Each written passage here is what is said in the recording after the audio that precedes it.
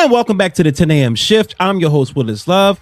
And man, the Elimination Chamber just happened over the weekend. And do we have a lot of things to discuss? Yes, we do. Now, I want to start with the singles bout. So let's start with the singles matches. Now, like I predicted before, CM Punk retained the title. A couple of friends of mine actually thought the belt was going to change before WrestleMania, even though they announced the match cards, which I said they're not going to do that. Like, they're not going to sabotage their main event that they already announced, their dream match of CM Punk versus Roman Reigns, to have Finn Balor versus Roman Reigns. That just would not make sense. That wouldn't be a sell, and that would be messed up to all the people who bought the tickets after the match was announced. They would have to do a lot of refunds. So I knew that wasn't going to happen. So CM Punk retained. It was a great match, by the way. Let's not give Finn Balor, he wasn't no snub in the match. It was a good match, but just CM Punk retained. So we knew that was going to happen. So shout out to CM Punk. Finn Balor, your time is coming, brother. Trust me. Now, as far as AJ Lee and Becky Lynch, surprisingly, AJ Lee got the dub. Now, I thought this was surprising because I figured AJ Lee was probably going to lose the first one.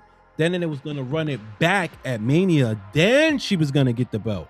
But WWE went a whole different direction. They decided to give her the belt at Elimination Chamber. Good decision? Maybe. Bad decision? Maybe. We don't know. We'll see how it plays out. But now we got a new power couple in the business. It's CM Punk and AJ Lee. Congratulations to both of you guys. I'm so glad that you guys have the belts and you are the new power couple, because last year it was Becky Lynch and Seth Rollins. So it's just a full circle moment that, that was a long time coming. So I'm glad this is happening. But you guys will be dropping the belts at WrestleMania. Like, this is not going to be a year-long thing. So just want to backtrack a little bit. So I was talking with a colleague, and we thought if Rhea and Io Sky dropped the belts on SmackDown before the Chamber, Rhea was going to win. Because the whole time I was going for Raquel Rodriguez. I thought she put in the work. I thought they built up her character enough for her so that when she gets a win at a big event like WrestleMania, she'll get over. But WWE went a different direction, and I'm blaming low ticket sales, because you got to make the marquee matchups for WrestleMania. You can't have these matchups when the tickets are not selling, right? You can't have like a new kind of person try to get over at WrestleMania if they're not facing a legend, right? It's different if they're facing somebody who has the crowd. But Jade Cargill is new, so it just wouldn't make sense to have two new people go at it at Mania and try to get one person over against somebody who doesn't really have a fan base yet. So it'll be weird. So they made the right decision by picking Rhea Ripley, because now if Jade retains and she beat Rhea in a real convincing way, she will be over completely as a heel, right? She will be completely over. So WWE cannot drop the ball with this. They cannot have Rhea win, because it's going to kill all of Jade's buzz. We need Jade to win, so that way we can carry this over into the next PLE. And if Bianca returns in time, then we'll have the Jade and Bianca that we all wanted. If not, because Bianca just had surgery, it will take a little while for her to get back. Jade can drop the title, Rhea can have it for a while, and then Bianca comes back. Either she gets the title or Jade gets a rematch and she wins, and then we do Bianca and Jade. So I think that's what's going to happen. So Rhea Ripley did win the Women's Elimination Chamber. And Raquel Rodriguez had a great showing in that match. She came out beast mode, exactly what I thought she was going to do. But she didn't win. She got pinned by Tiffany Stratton. So she lost the match. So now Rhea's going to WrestleMania. And then they had a little interaction at the end between Rhea and Jade. Just talking smack to each other like, hey, I'm going to see you at the big dance. And watch your back, bring it on, that kind of thing. Just try to promote the match for WrestleMania. So that's cool. That was great. Now, on to the men's, right? The men's Elimination Chamber was interesting because originally Braun Breaker was supposed to be in the match. He got hurt. And then Bronson Reed was supposed to be in the match, but then he got his bicep torn on Monday Night Raw.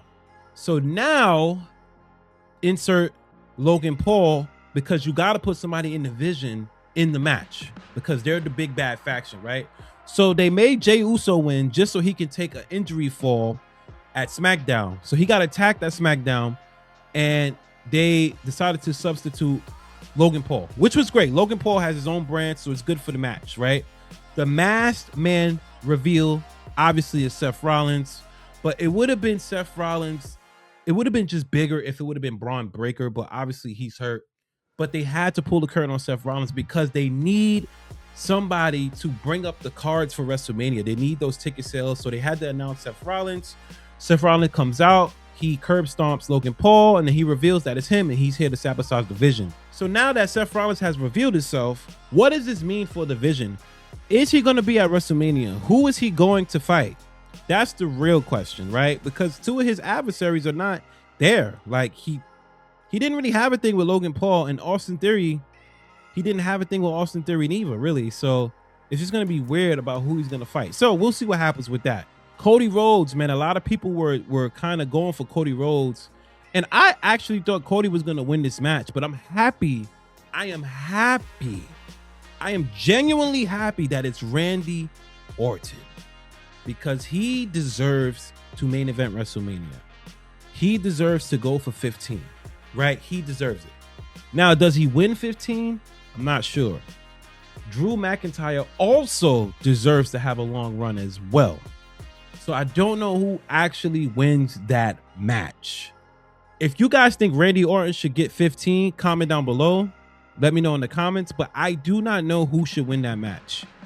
I like Drew McIntyre as a heel. I like him as champion. I am happy that he's the champion because he deserves to be the champion for a long time. He's been getting screwed. So I'm glad he has the belt. Now, the Jacob Fatu storyline with him, I don't know what's going on with that. People are saying Jacob Fatu is the one that attacked Jey Uso, which would be interesting for them to have a match at Mania. That would be kind of interesting. Bloodline on bloodline beef again. Sometimes you gotta just gotta spin the block with the same storyline because they don't have a lot. So overall, right?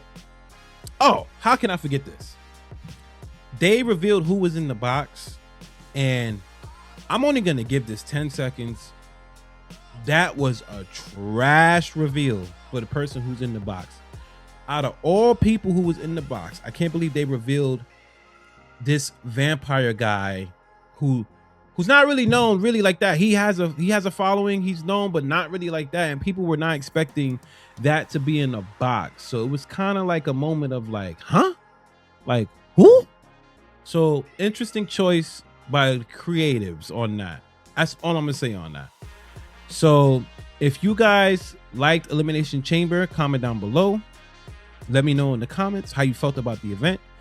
In my opinion, it was a solid PLE. I'm giving it a 7 out of 10.